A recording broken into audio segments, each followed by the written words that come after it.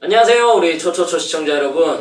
잘 지내셨습니까? 우리 얼마 만에 찍는지 모르겠는데 하여튼 우리 마지막 영상을 올리고 꽤 오랜 시간이 지나서 여러분들에게 이렇게 인사드리고 있습니다. 아닙니다. 별로 얼마 안 됐어요. 진짜요? 네. 많이 된 것 같은데요? 그 전이랑 비교하면 얼마 안 됐어요. 그렇군요. 그 전이 너무 오래돼가지고요. 네, 죄송합니다. 네. 근데 우선님 마스크 네. 어떻게 하셨어요?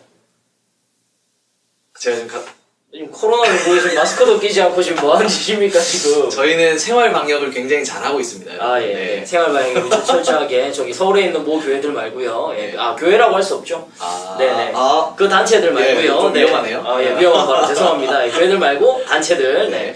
어쨌든 우리가 오늘 이제 초초초의 영상을 5번째죠. 우리 네. 5번째 이제 준비하고 있는데요. 목사님, 우리 너무 힘든 것 같아요. 초초초. 네. 얼마 전에 저희 선배가 네. 피드백을 주셨거든요. 피드백을. 네. 노잼이라고. 설명 좀 그만. 죄송합니다. 저희가 너무 설명충이어가지고. 네. 저희가 컨셉을 조금 바꿔봤습니다. 우리가 그냥 그동안은 이제 책의 내용들을 따라서 설명을 이렇게 좀 쭉 해가는 스타일이었는데 이렇게 하니까 노잼이라는 얘기를 너무 많이 들어가지고요.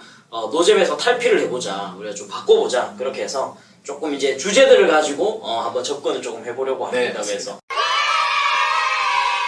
오늘은 그 첫 번째 주제로요. 무슨 내용 좀 다룰까요, 목사님? 오늘은 초대교회 역사 중에서 있었던 2단. 2단. 네. 2단 대표적인 2단들이 대표적인 2단들이 좀 있거든요. 그 중에서 이제 주제별로 하나씩 살펴가면 좋지 않을까 이렇게 생각해서 오늘 그 2단 가운데 한 부분만 다루려고 합니다. 어떤 부분 다루실 거예요? 몬타누스라는 사람을 중심으로 네네네. 생겨난 이제 몬타니즘이라는 몬타니스주의 뭐 이런 또 설명이 길어지면 안 됩니다. 네, 어쨌든 그런 2단이 있어요. 그래서 그 2단을 중심으로 해서 살펴보려고 하는데 초대교회 2단도 그렇고 중세시대 뭐 종교개혁 당시에도 그렇고 사실 교회사에 나타나는 패턴들이 비슷하거든요. 태아래 새 것이 없습니다.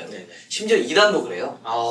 그래서 2단도 우려먹힌가요? 2단도 뭐 별로 사람이 다 똑같잖아요. 달라질 게 없습니다. 그래서 이 몬타누스라는 2단을 잠시 살펴보면 아마 오늘날의 교회의 모습, 오늘날의 교회에 존재하는 2단들에 대해서 좀 살펴볼 수 있지 않을까 생각합니다.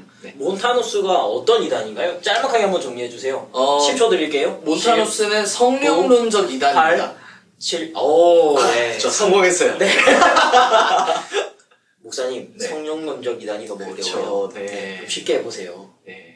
이 성령에 대한 오해를 만들어낸 그런 2단이라고 할 수 있죠. 성령에 대한 오해. 대표적으로 성령에 대한 오해 어떤 게 있을까요, 목사님?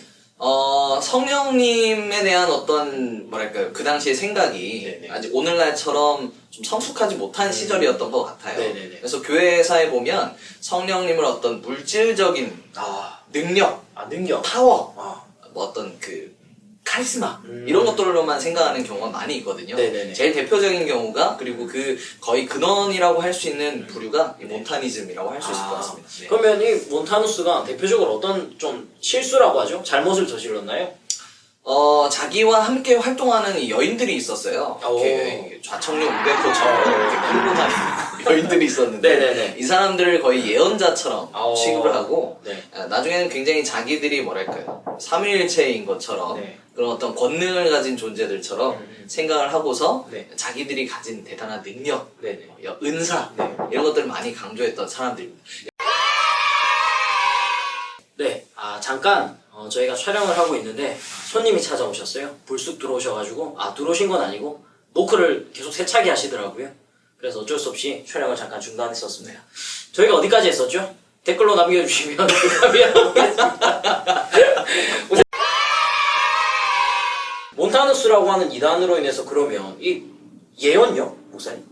예언 활동을 하고 성령의 어떤 은사적인 측면 그런데 오늘날 우리가 생각하는 어떤 뭐 성령의 은사라고 했을 때 일반적으로 사람들이 생각할 수 있는 그런 성령의 은사들 말고 좀 더 과격한 어떤 방식의 성령의 은사 자기들이 주장하는 그런 패턴들이 있었어요. 예를 들어서 뭐 짐승 같은 소리를 낸다든지 죄송합니다. 그런 것들까지도 성령의 은사라고 이렇게 포장을 하고 네. 주장을 했거든요. 그러니까 그 당시에 어떤 교회 상황에서 네. 일반 교회 성도들이 네. 혼란스러울 수 있었겠죠. 예를 들어서 이런 겁니다. 우리 교회에서는 이런 거 한 번도 경험해 본 적 없는데 새로운 이야기를 하니까 네네네. 그게 정말 맞는 건가? 네. 그러지 않으면 틀린 건가? 이런 오해를 할 수 있겠죠. 네네. 오늘날에도 이런 패턴이 사실은 여기저기서 많이 나타나거든요. 네. 교회사에 2000년 전이나 지금이나 다른 게 없습니다. 아, 목사님 그러면 몬타누스가 뭐 새로운 거 얘기할 수 있잖아요. 네. 근데 왜 이단이 되었죠? 일단 뭐 성령님에 대한 잘못된 견해를 가지고 있었던 것이 기본이고 그리고 나중에 성경에 대한 견해마저도 네. 좀 잘못된 방향으로 나아갑니다. 왜냐하면 많은 경우에 성령의 은사, 네. 성령의 계시적인 측면 이런 것들을 강조하다 보면 네. 결국 어디까지 가게 되냐면 일종의 직통 계시로 가게 돼 있어요.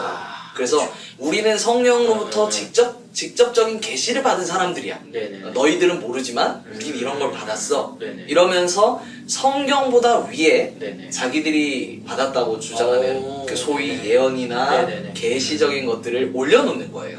그러니까 성경보다 그게 더 중요하게 되는 것이죠. 아, 그렇구나. 네, 때로는 그게 성경과 반대되는 경우가 훨씬 많았겠죠. 네네. 자의적인 해석이고 주장이니까 네. 그런 경우에는 오히려 성경을 버리고 음. 자기들의 이야기만 들어야 된다는 식으로 네. 주장을 하면서 교회를 많이 혼란스럽게 했던 그런 이단이라고 할 수 있겠습니다. 아니 목사님 그 최근에 한국에 있었잖아요. 그런 분. 이 몬타누스랑 비슷한 분 계셨어요. 몇 년 전에 그 홍땡땡이라고 네. 한국에 전쟁 난다고 하셨던 전쟁 난다고 분. 해가지고 네, 그 맞습니다. 전쟁 나는 날 저 시험 쳤거든요. 아. 네. 새벽기도 인도하고 시험 치는 날이었는데 큰일 날 뻔했네요. 아니 예, 죄송합니다. 네, 어쨌든 이 해 아래 새 것이 없다라는 목사님 말씀이 네. 지금에서야 다시 한 번 더 좀 떠올려지네요. 네. 네.